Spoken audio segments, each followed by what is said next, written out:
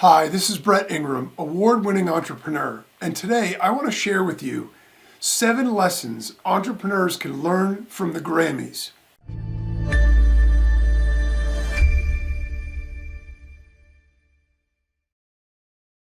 So the Grammys is a music awards show, and at first glance you might think, well, what does this have to do with business? What does this have to do with entrepreneurship? Basically, these are music artists, and it's an award show where they're getting trophies and recognition for the work that they've done. And, in full disclosure, I'm not a huge Grammys follower. I've never watched the Grammys in its entirety in years. When I was younger, I was really into music. As I got older, sort of not so much. I still listen to it. I enjoy certain songs, but I'm not up on the current artists. I don't know who's hot right now. I don't know any of the, the new artists or any of that stuff or what the kids are listening to nowadays. I have my favorites in my playlists, and that's all I really care about. If I hear a song and I like it, it's great. I don't really care what genre it's in. I don't really care who sings it. If I like it, then I like it. If I don't, I don't. And beyond that, it doesn't really matter to me.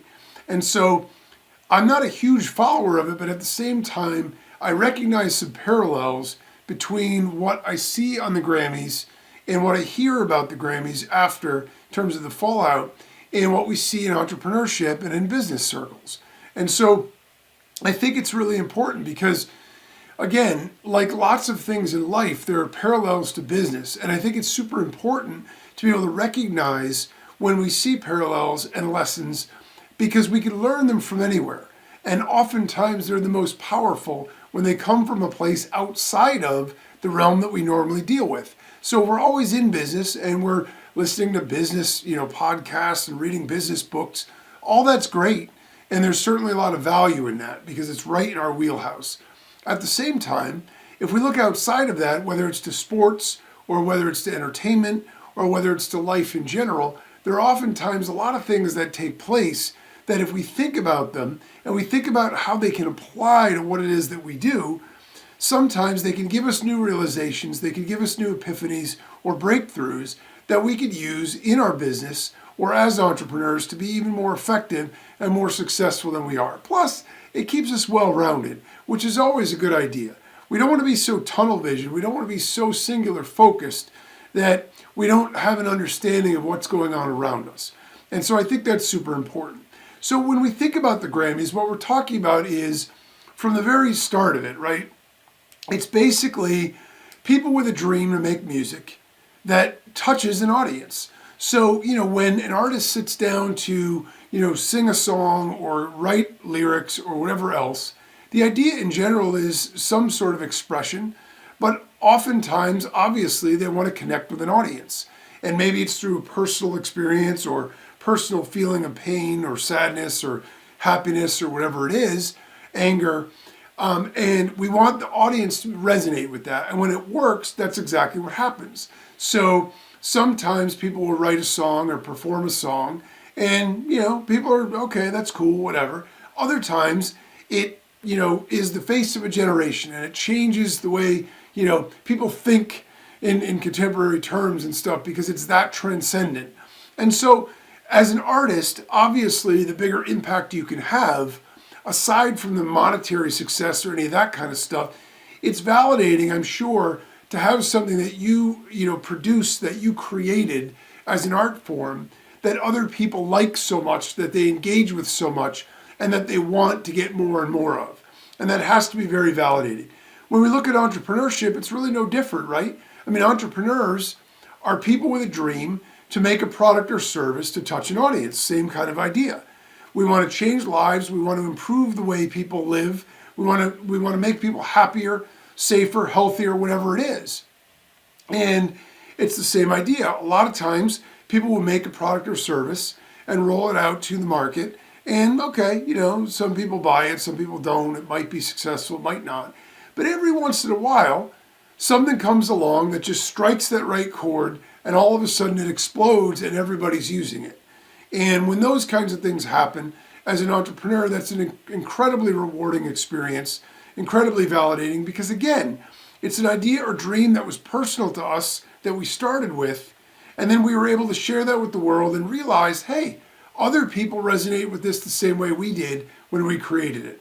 So in sort of that context, we can see already that there are many parallels with business. And I'm going to share some of the biggest ones. Obviously, there are, I mean, if we really want to break it down, there are probably unlimited.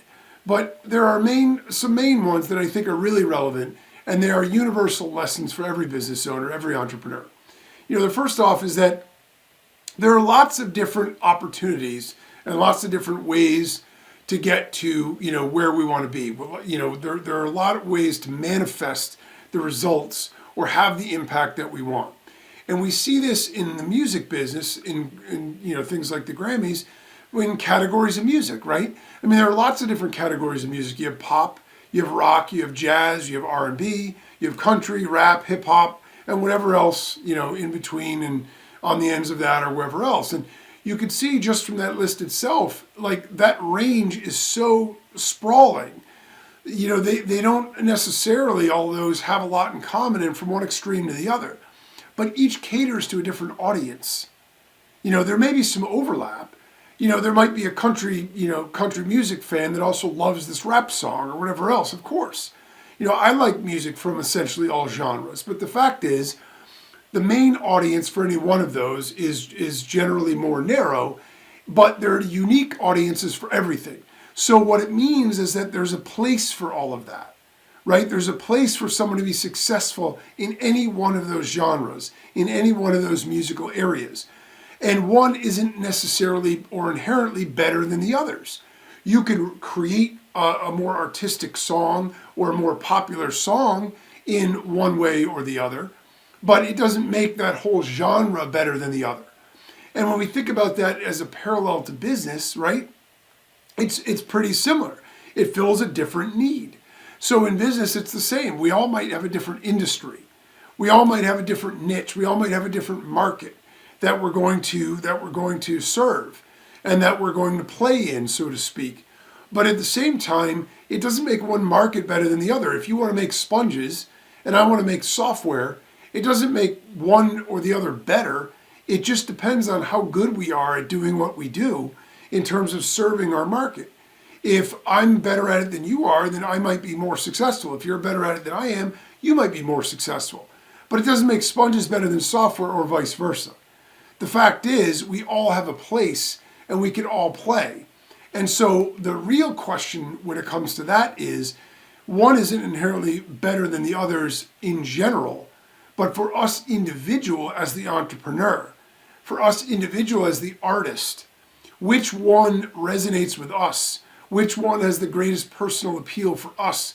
Which one can we be the best at the world, best in the world at for us? And that's what's really important. A country musician that tries to make a rap song, it might work, it might not. But the fact is, if they're crushing it in country music, they probably found their niche.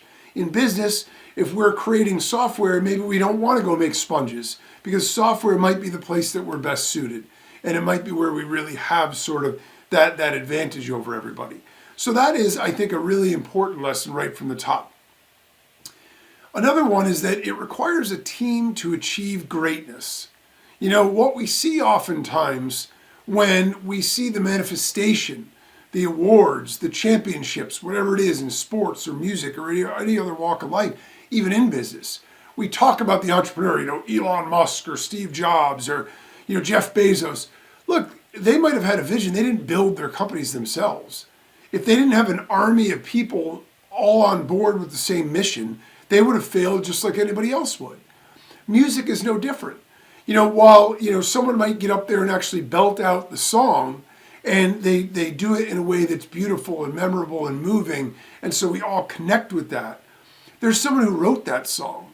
It might or not might have been them also, but the singer or the band gets the credit, and oftentimes it's the singer. Well, in the band, there are a variety of other musicians. They might not be singing the vocals, but they also play a part. And then you also need a writer. You need a producer. You need someone who's going to edit the music. When they sing it the first time, it isn't pitch perfect. It's not all done in the way that they're going to put it out on the record. They need to produce that. They need to edit it. They need to mix it. They need to make all these changes. You need a promoter. You need someone who's going to go out and market this stuff. And so there are lots of other people involved in the end result. And so while sort of the face of it gets most of the credit, the fact of the matter is there are a lot of people involved in order to make it a success. And with a business venture, it's exactly the same thing.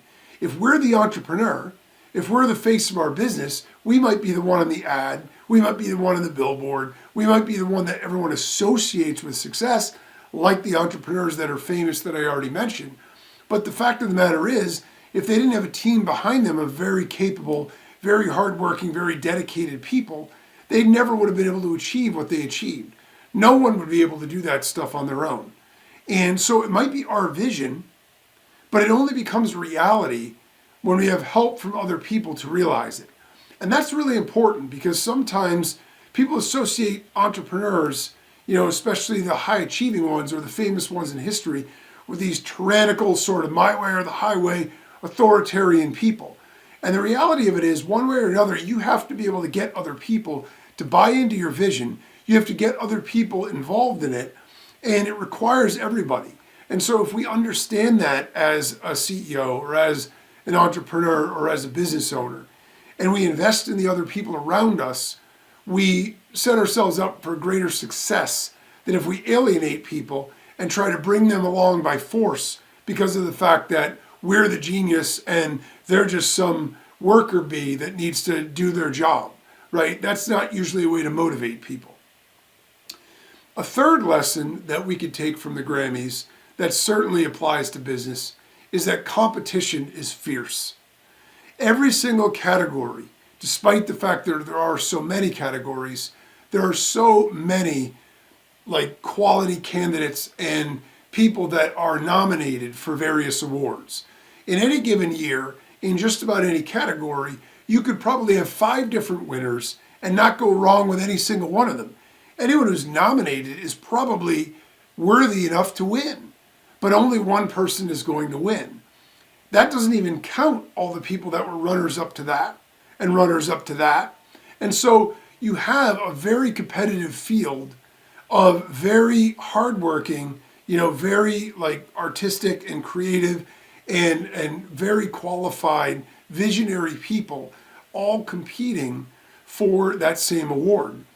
And in business, it's exactly the same thing. If there's ever a blue ocean that we find and we think that we're going to fish there and just reel up fish one after another and enjoy a monopoly in where we are, we're kidding ourselves.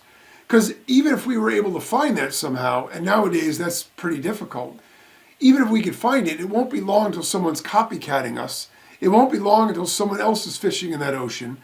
And it won't be long until someone else is optimizing fishing in that ocean. So not only does it become more difficult and competitive, but we also need to keep getting better and better at what we're doing. Otherwise, we're going to fall backward.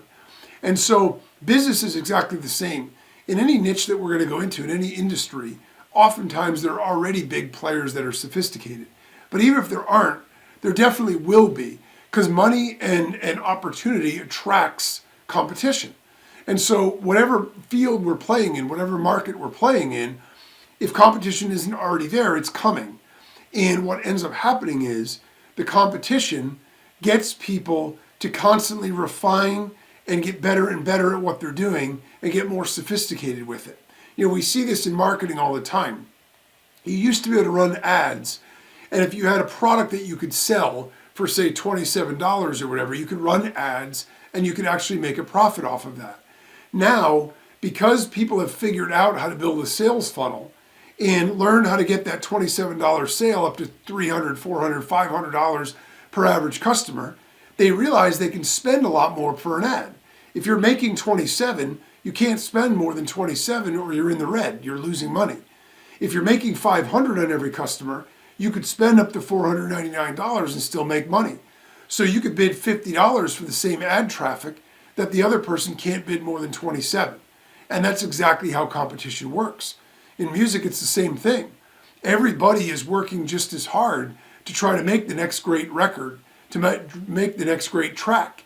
And so we always need to be improving. We always need to be looking for an edge. And we always need to be trying to find that opportunity, that crack, where we can connect with an audience in a way that other people don't, or at least not yet.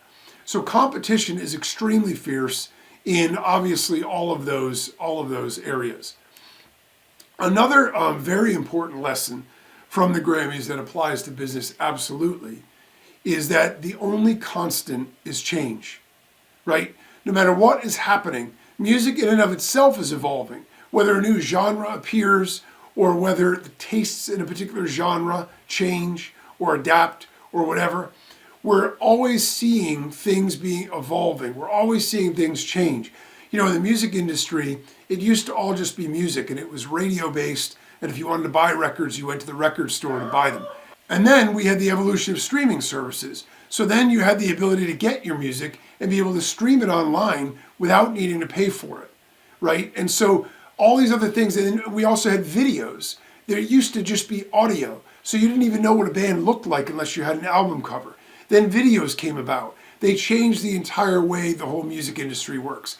So each successive evolution means there are changes. There are changes in technology. There are changes in industry. There are changes in business in general. There are changes in the tastes of the general market. And there are changes in the way consumers behave. And business is no different. It's exactly the same thing, right? Always things are changing. Technology keeps improving. Over the last year, we've seen the explosion of AI. Artificial intelligence is now everywhere. And so we need to be incorporating that in our businesses. We see just in the last several years the explosion of the internet itself and all the technology. When I started 15 years ago, most of the tools were not available. The internet speeds were so slow, you couldn't stream large, high-quality videos. That wasn't even a consideration. You have these social media platforms. You have all these new platforms coming out. There are new things coming out all the time. And then you have the regulatory environment where you have countries and governments passing laws with new restrictions on the way technology will work and all that. So in business, we have lots of things going on in both the online and the offline world in entrepreneurship. So the only constant is change. We always need to be aware of that, and we always need to be keeping up with that. We need to be keeping an eye on the future and figuring out how we can position ourselves to be successful in the future, not just today. Another pretty universal rule and parallel between the Grammys and business is that there are new players entering the market all the time. You know, you have Best New Artist as a category in and of itself for an award for the Grammys, right? Well, every single genre of music has new people entering it all the time.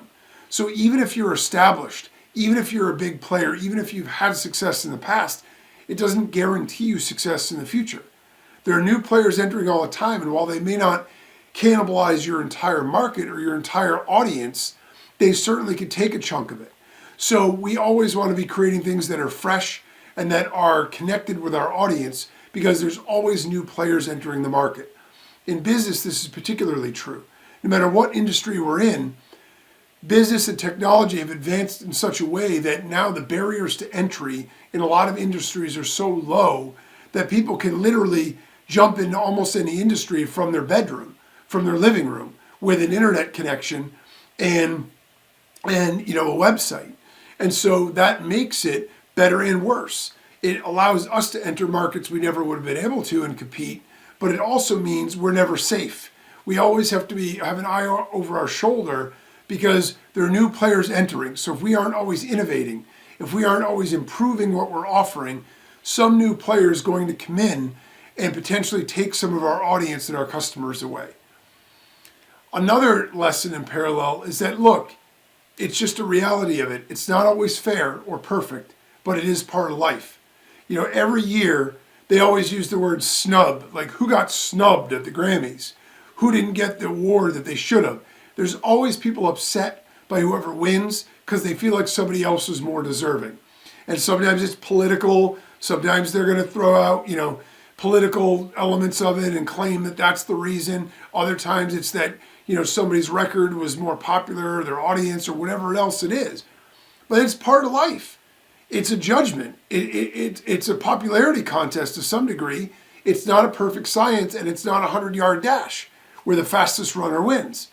It is subjective. And based on that, it's not always going to be fair. It's not always going to be perfect. But it is part of life.